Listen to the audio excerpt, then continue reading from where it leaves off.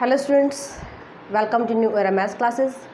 आज हम vector calculus का लेक्चर लेंगे और इसमें हमें 3.3 एक्सरसाइज स्टार्ट करनी है। इसका जो फर्स्ट टॉपिक है this is the level surface.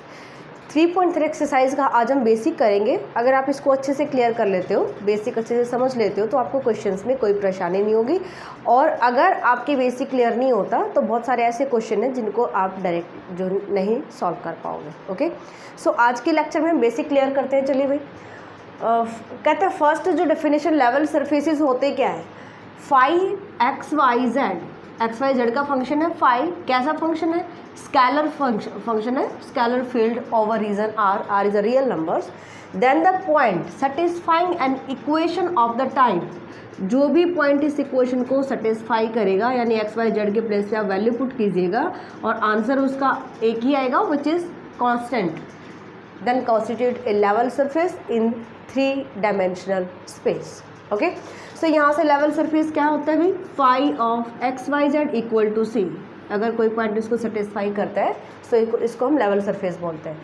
First theorem है phi x y z with level surface over a region R, then through any point of R there passes one and only one surface, यानी कि इस surface को केवल एक ही point satisfy कर सकता है। ओके, यानी एक लेवल जो कोई भी लेवल सरफेस आप ले लीजिए उसमें से केवल एक पॉइंट पास करेगा।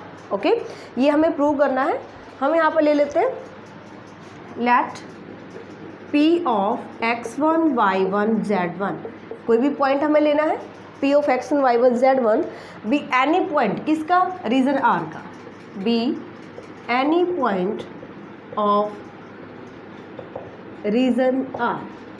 ओके, हमें ये बताना है कि P पॉइंट केवल एक ही लेवल सरफेस से जो है वो पास कर सकता है। कॉज लेवल सरफेसेस आर, हम 2 लेवल सरफेस ले लेते हैं कि एक पॉइंट 2 लेवल सरफेस को सेटिस्फाई करेगा। Phi of x y z equal to C1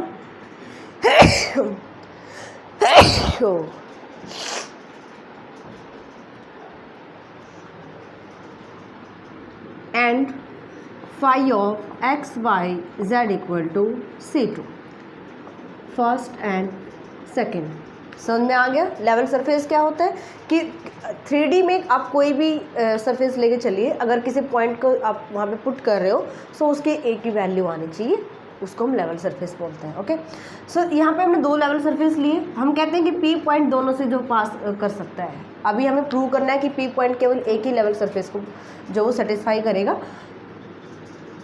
point P, let point P passes through first and second level surface, then we get phi of x1 y1 z1। अगर ये level surface P point से पास कर रहा है तो ये point इसको satisfy करेगा, equal to C1, and second surface भी इसको सेटिस्फाई करेगा, Z2 equal to C2। Okay, so ये पॉइंट दोनों ही लेवल सरफेसेस को जो है वो सेटिस्फाई कर सकता है, क्योंकि ये दोनों सरफेस इस पॉइंट से पास करते हैं। Equation number 3rd and 4th। अब यहाँ पे देखिए, ये हमारे पास कांस्टेंट टर्म है, this is the variable point, है ना। बट हमने यहाँ पे पॉइंट पुट कर लिया, ये हमारे पास कांस्टेंट टर्म आ जाती है। लेफ्ट हैंड साइड दोनों की सेम आ रही है, सो राइट हैंड साइड भी equal. From 3rd and 4th C1 equal to C2, और अगर कांस्टेंट सेम आ जाते हैं तो लेवल सरफेस इक्वल हो जाते हैं। Therefore we can say that point P point कौन सा? x1 y1 z1 passes through one and only one level surface। Okay, ये आपको प्रूव करना था। चलिए, नेक्स्ट है ज्योमेट्रिकल इंटरप्रिटेशन ऑफ ग्रेड 5। अभी तक आपने पढ़ा है ग्रेड 5 कैसे फाइंड आउट करते हैं। अभी हमें बताना कि ग्रेड 5 का ज्योमेट्रिकल मीनिंग क्या है। Grad 5 is the normal to the surface phi of x y z equal to C, where C is a constant. Meaning क्या है समझ लीजिए। देखिए, 3D हमें स्पेस लेके चलना है, Z एक्सेस, और इसमें हमें कोई सरफेस लेके चलना है। एज ए कर्व की फॉर्म में ले लीजिए, चाहे स्ट्रेट लाइन। यहाँ पे मैंने P पॉइंट लिया, पोजीशन वेक्टर हम लेके चलेंगे इसका, P of x y z लेते हैं, position vector is vector R, okay. P का नेबरिंग पॉइंट Q जो है नेबरिंग पॉइंट लेते हैं हम P का, और इसका पोजीशन वेक्टर हम लेते हैं R plus del R, okay. And अगर मैं PQ की वैल्यू फाइंड आउट करूँ, PQ इज द, यहाँ पे आपको ये सारी चीज़ें लिखनी है भाई, P let phi of x y z equal to C is any surface and P of x y z be any point on surface first. ले लेते हैं इसको equation, surface first, R be the position vector, R equal to x i y j z k with the position vector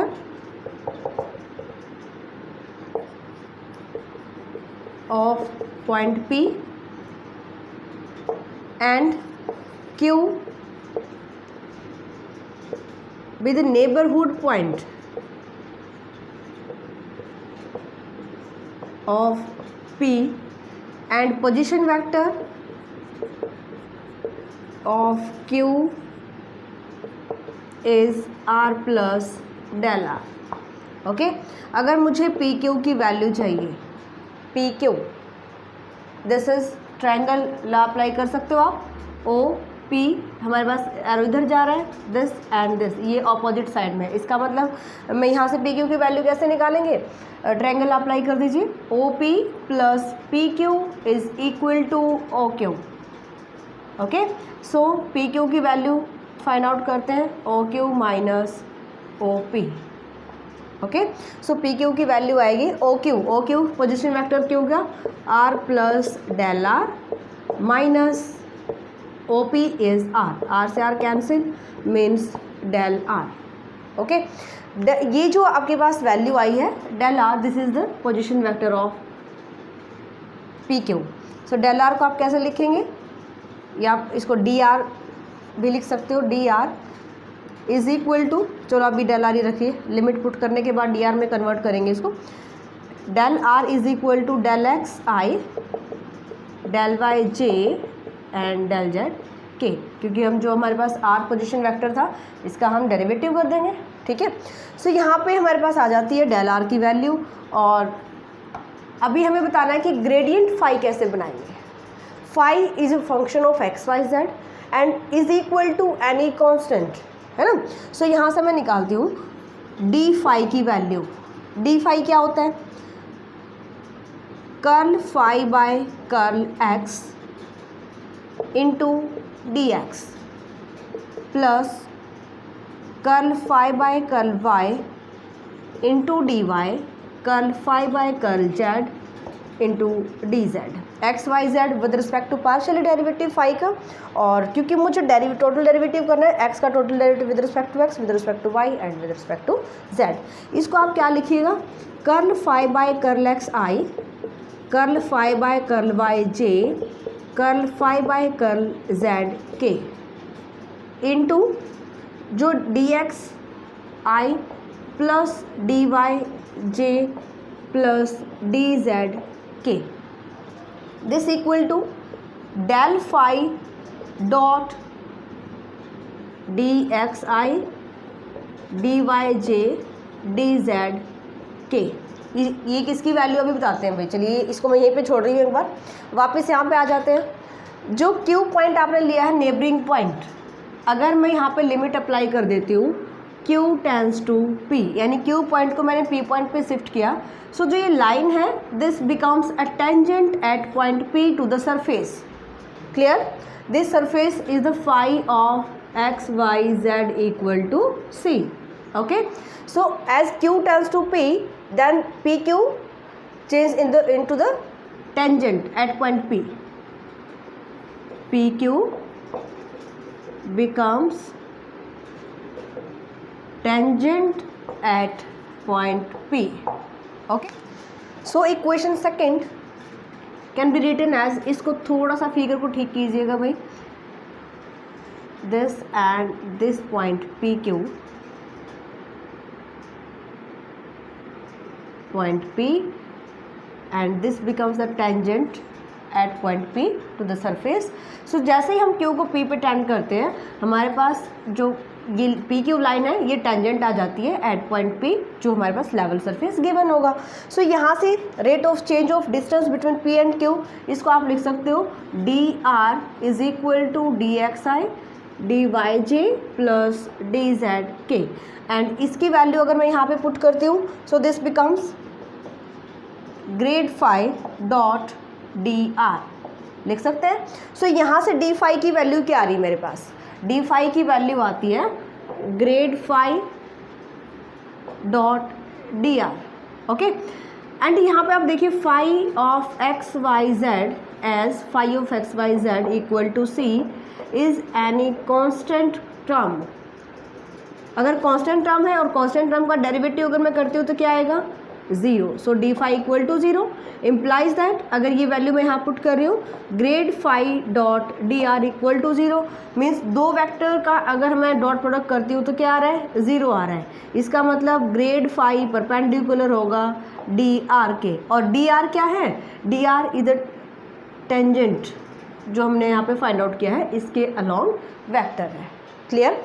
सो ये D R जो grad phi है ये हमारे पास perpendicular आ रहा है. किस पॉइंट पे, किस पे परपेंडिकुलर? D R. और डी आर किसके अलॉन्ग है? टेंजेंट के अलॉन्ग. टेंजेंट कहाँ पे आया हमारा? पी पॉइंट पे. और पी पॉइंट कहाँ है? लेवल सरफेस पे. इसका मतलब ये हुआ कि लेवल सरफेस पे पी पॉइंट पे ग्रेड फाई इधर टेंजेंट यानी कि नॉर्मल का काम करेगा. Okay, grad phi perpendicular to d are. D r means tangent के परपेंडिकुलर आ गया हमारा ग्रेड फाई. और टेंजेंट कहाँ पे है? लेवल सरफेस पे. इसका मतलब अगर फाई लेवल सरफेस दे रखा है आपको, phi of x y z equal to c, ये अगर लेवल सरफेस है तो ग्रेड फाई वहाँ पे नॉर्मल का काम करेगा यानी उस पर परपेंडिकुलर होगा. परपेंडिकुलर कहाँ होगा ये चीज़ आपको ध्यान रखना है, उस पॉइंट पे जिस पॉइंट पे हमारा यहाँ पे टेंजेंट बन रहा है. ओके, मान लीजिए कि psi of x y z equal to a any constant. अगर आपको ये लेवल सरफेस गिवन है, सो यहाँ पे आपसे पूछा जाए कि जो ग्रेड साई है दिस इज, इसके परपेंडिकुलर कौन सा वेक्टर आएगा? ग्रेड साई. सो अब किसी भी लेवल सरफेस का आप ग्रेडियंट निकालेंगे वो उस लेवल सरफेस पे परपेंडिकुलर होगा. ये रिजल्ट भी आपको याद रखना है, आगे क्वेश्चंस में आपको इसको एज इट इज़ जो है यूज़ करना है. नेक्स्ट टॉपिक है directional derivative of a scalar point function. अभी जो हमने पढ़ा था लेवल सरफेस हमने लिया था और this is p point, p of x y z, and इस पे ही हमने क्यू पॉइंट लिया है नेबरिंग पॉइंट, एंड पी को क्यू से मीट किया है यहाँ पे. और ये है x plus del x, y plus del y, z plus del z. Q is a neighbouring point of the surface phi of x y z equal to c. इस सरफेस पे हमने यहाँ पे दो पॉइंट लिए थे, है ना. पी क्यू हमारे पास वैल्यू क्या आई थी? इसका हमने पोजीशन वेक्टर आर लिया था और ये था r plus del r. Okay, so P Q is equal to, P Q की वैल्यू आई थी डेल आर. ठीक है. सो यहाँ पे जो डायरेक्शनल डेरिवेटिव होता है इसका क्या मतलब होता है? जो क्यू और पी पॉइंट है इनका आप डिस्टेंस निकालिए. किस पे है? फाई सरफेस पे. So phi of Q minus phi of p divide by distance p Q, and we apply the limit q tends to P. Okay, then this is called directional derivative of scalar, जो आपके पास surface है phi, scalar function phi. Okay, so ये इसका मतलब क्या है ये समझ लीजिए. डायरेक्शनल डेरिवेटिव यानी कि किसी न किसी वेक्टर की डायरेक्शन में होगा. ये जो हम लेके चल रहे हैं P Q and Q tends to P, this becomes a tangent at point P. यही हमारे पास आया था.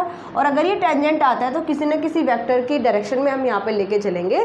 तो किसकी वेक्टर? इन द डायरेक्शन, आप ये लिख सकते हो इन the direction of unit vector A. Unit vector A क्यों लिया? क्योंकि जैसे ही आपने क्यू टेंड्स टू पी किया था हमारे पास पी पे ये लाइन जो है वो टेंजेंट का काम करती है. है ना, P पॉइंट पे टेंजेंट बन जाती है, और टेंजेंट के अलॉन्ग यूनिट वेक्टर जो है उसको हमने यहाँ पे A से शो कर लिया। ओके, सो यहाँ पे आप दिखाएंगे कैसे, del phi by del s is the arc length. जब हम मेजर करते हैं आर्क को एस में मेजर करते हैं ना, सो यहाँ पे अगर मैं निकालूँ इसका क्या मतलब है, rate of change in phi per unit distance. Okay, and this equal to, ये हमने किसके अकॉर्डिंग लेके चलना है, जो फाई ऑफ क्यू है इसमें से मैंने फाई ऑफ पी को माइनस किया, और डेल एस से डिवाइड, इसको हम किससे करेंगे, लाइन से, पी क्यू लाइन से डिवाइड किया, और लिमिट अप्लाई कर देंगे, क्यू टेंस टू पी, इधर भी Q tends to P. Okay, then this is the directional derivative of phi in the direction of vector A, this is a unit vector. Okay, so ये आपको याद करके चलना है, D phi by D S. अगर directional derivative पूछा जाता है आपसे कि आप डायरेक्शनल डेरिवेटिव बताइए फाई का with at point P and किसके डायरेक्शन में, वेक्टर A की डायरेक्शन में, ये फॉर्मूला आप याद रखेंगे, directional derivative of phi at point P in the direction of vector A. This is equal to grade phi dot unit vector A. अब थोड़ा सा पीछे आ जाइए, जो हमने लास्ट थ्योरम की थी, d phi by d s तब आता है जब आप इस पर Q tends to P limit apply करते हो, मीन्स इसके बीच का डिस्टेंस जो खत्म हो जाता है, हमारे पास रेट ऑफ चेंज ऑफ आ जाता है ना in the distance of phi.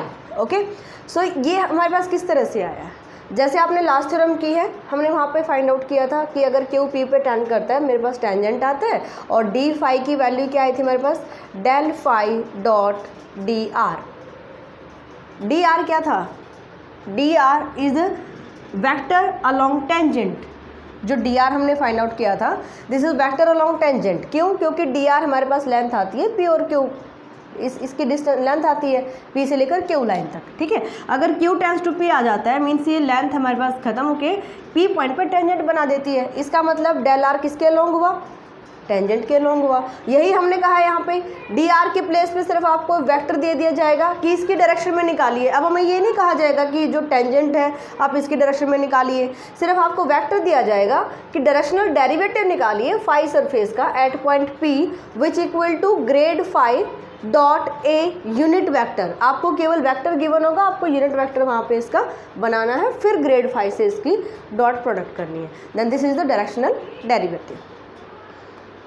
देखिए नेक्स्ट टॉपिक है equation of tangent and normal to the level surfaces. Tangent plane और नॉर्मल प्लेन की आपको इक्वेशन बतानी है टू द लेवल सरफेस। यहाँ पे हम लेके चलते हैं, let phi of x y z equal to C be a level surface and p x y z be any point on level surface first। इसको मैं फर्स्ट ले लेती हूँ, ठीक है। एंड क्यू हमने एक इसका जो नेबरिंग पॉइंट लिया था, यहाँ पे क्यू के पोजीशन वेक्टर हम ले लेते हैं, capital X, capital Y, capital Z. अभी हमने जो थ्योरम की थी उसमें हमने क्या लिया था, x plus del S, y plus x plus del x, y plus del y और जेड प्लस डेल जेड। यहाँ पे हमने लिया Q of x y z be another point on first which is neighbourhood of p। Okay, so अगर ये इसका neighbourhood है और p और q जो डिस्टेंस आएगा, पी क्यू डिस्टेंस निकालिए यहाँ से, position vector of Q minus position vector of P means x minus x i, y minus y j plus z minus z k. इसको स्मॉल में रिप्रेजेंट करेंगे, ये कैपिटल एक्स। ओके, सो ये हमारे पास P Q का position vector आ जाता है। फिर हमें क्या करना था, क्यू अगर पी को टेंड करता है then P Q become a tangent at point P to the surface first. Okay so अगर P Q को P पॉइंट पे लेके आते हैं तो पी क्यू टेंजेंट बन जाता है. इसका क्या मतलब हुआ? Implies that P Q lies along tangent at point P. ये पॉइंट क्लियर. अब हमें ये पता है कि ग्रेड फाई जो होता है, ग्रेड फाई अभी हमने क्या पढ़ा था, ग्रेड फाई जिस भी आप लेवल सरफेस का अपग्रेडियंट करेंगे वो उस लेवल सरफेस के परपेंडिकुलर होगा. Grad phi is normal to surface first, क्योंकि फर्स्ट क्या है, phi x y z. So first at point P. इसका क्या मतलब हुआ कि ग्रेड फाई परपेंडिकुलर है P पॉइंट पे और जो पी क्यू है वो टेंजेंट के अलोंग लाई कर रहा है. इसका मतलब हुआ कि जो पी क्यू वेक्टर रहेगा यहाँ पे ये dot product with the grad phi equal to 0, क्योंकि इसके परपेंडिकुलर हो जाएगा. जो अभी हमने डायग्राम बनाया था एज इट इज़ यहाँ पे आपको लेके चलना है पी क्यू पॉइंट, और जैसे आप क्यू पॉइंट को P पे लेके आते हो ये लाइन जो टेंजेंट का काम करेगी, और जो ग्रेडियंट फाई होता है ये हमारे पास होता है P पॉइंट पे नॉर्मल सरफेस पे, है ना. ये जो पी क्यू वेक्टर है, this is P Q vector lies along the tangent. ये टेंजेंट लाइन और ग्रेड फाई इसके परपेंडिकुलर. इसका मतलब दोनों की डॉट प्रोडक्ट क्या आएगी, 0. पी क्यू का पोजीशन वेक्टर हमें यहाँ से पता है x minus x into i plus y minus y into j plus z minus z into के. और डॉट प्रोडक्ट किसके साथ करना है, ग्रेड फाई. ग्रेड फाई क्या होता है, i curl phi by curl x, j curl phi by curl y, k curl phi by curl z equal to 0. Dot product कीजिए इसकी. This becomes x minus x curl phi by curl x, y minus y curl phi by curl y, z minus z curl phi by curl z equal to 0. This is the equation of tangent plane. Okay, equation of normal plane कैसे बताएंगे यहाँ से,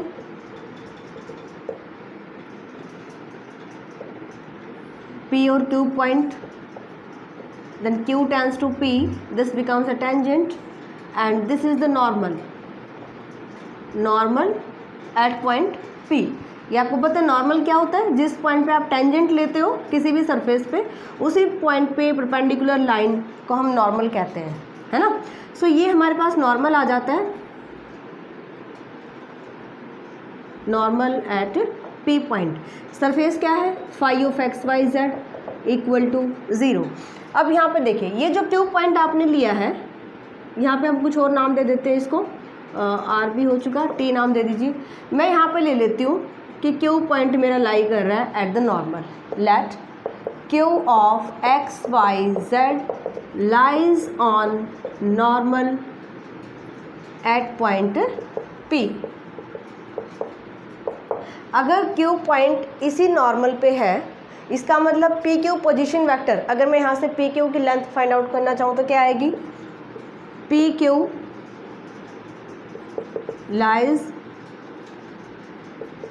along normal, यानी कि जो P Q हमारे पास distance है वो नॉर्मल पे लाई करेगा, है ना. बट हमें ये पता है, बट जो ग्रेड फाई है this is normal to surface phi at point P. कि जो फाई ग्रेड फाई जो होता है वो इस पॉइंट पे नॉर्मल होता है, यानी परपेंडिकुलर होता है. ये भी रिजल्ट हम कर चुके हैं.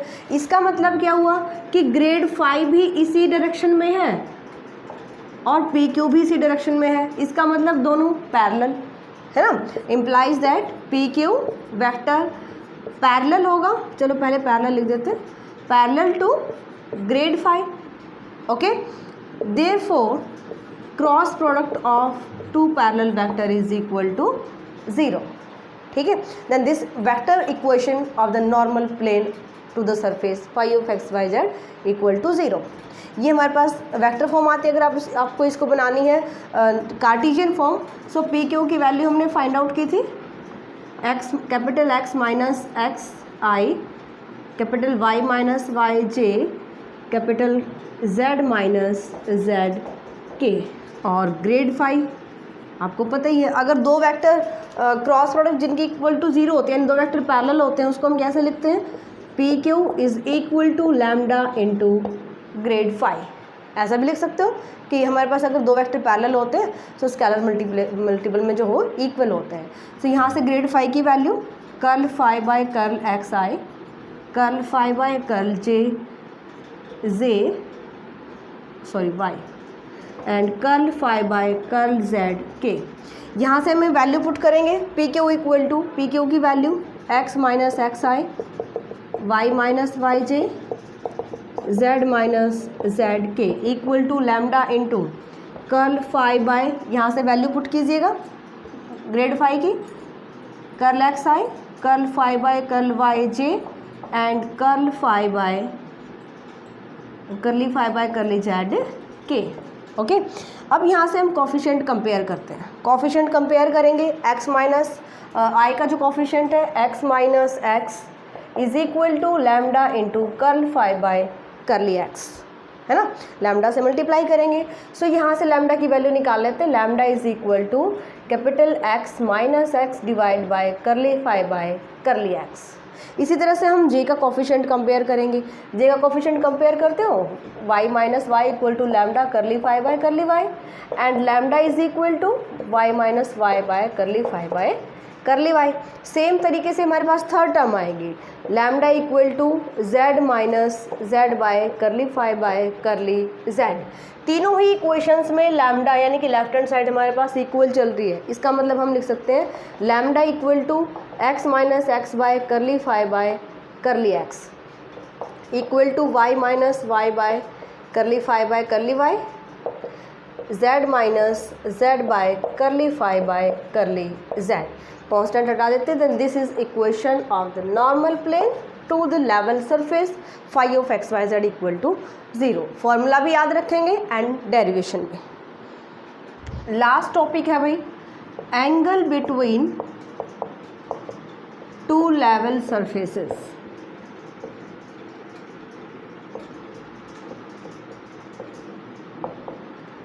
हम दो लेवल सरफेस ले लेते हैं, phi of x y z equal to C1 and phi of psi ले लेते हैं यहाँ पे psi of x y z equal to C2। ठीक है, दो लेवल सरफेस हमने लिए और हमें इनके बीच का एंगल बताना है। अब यहाँ पे देखिए भाई, हमें ये पता है कि इनका जो ग्रेड फाई परपेंडिकुलर होगा इस सरफेस पे और ग्रेड साई परपेंडिकुलर होगा इस सरफेस पे।